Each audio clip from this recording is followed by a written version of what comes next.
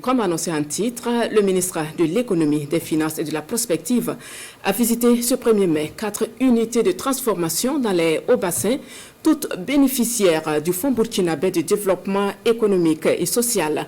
Aboubakar Nakanabo a constaté l'impact de ce fonds dans la dynamisation des unités de production avant de se rendre sur des chantiers financés par le programme de réalisation d'infrastructures socio-économiques dans les écoles Kolsama et Bindougusso, cette fois en compagnie de son homologue en charge de l'éducation. Et le point de la tournée avec Salifou Bilem et Adama Julien Dambélé. Première étape, l'entreprise Traoré Tsene au secteur 24 de Bobo Dioulasso. La délégation conduite par le ministre en charge de l'économie découvre ici des produits cosmétiques faits à base de beurre de karité.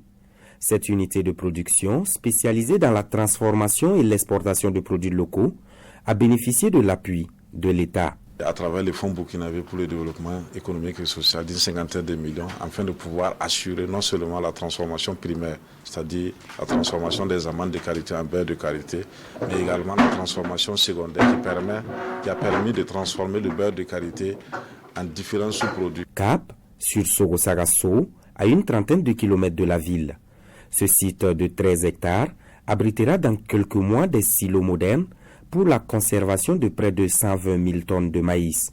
Le projet a également bénéficié de 1,6 milliard de francs CFA du Fonds burkinabé de développement économique et social, FBDS. Ça, c'est le deuxième site. Sinon, on a un autre site aussi aux abords de Bobo. Mais ici, c'est véritablement les silos et puis des magasins pour le stockage des produits finis.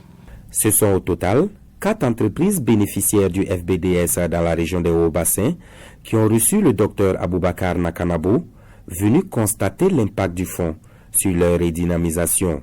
Nous n'avons visité que 4 alors qu'il y a plus d'une dizaine. Mais véritablement, les 4 que nous avons visités nous confortent dans l'idée que l'État peut toujours accompagner les entreprises pour leur permettre d'apporter leur contribution.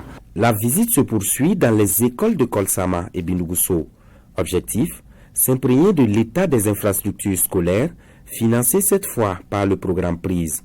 Un autre programme du département en charge de l'économie, en cours. Nous voyons que les travaux avancent très bien. C'est le projet de réalisation des infrastructures socio-économiques logé au ministère de l'économie, des finances et de la prospective qui accompagne le ministère de l'éducation nationale pour la réalisation de ces infrastructures. Nous allons, avec l'apport justement du ministère des Finances, enregistrer un allègement de cet effectif qui est presque très pléthorique et qui rend très très difficile les conditions d'apprentissage, aussi bien pour les élèves que pour les enseignants. Ces bâtiments scolaires ont coûté environ 153 millions de francs CFA au programme de réalisation d'infrastructures socio-économiques. Et selon le ministre en charge de l'économie, ils seront tous prêts d'ici le 15 mai prochain.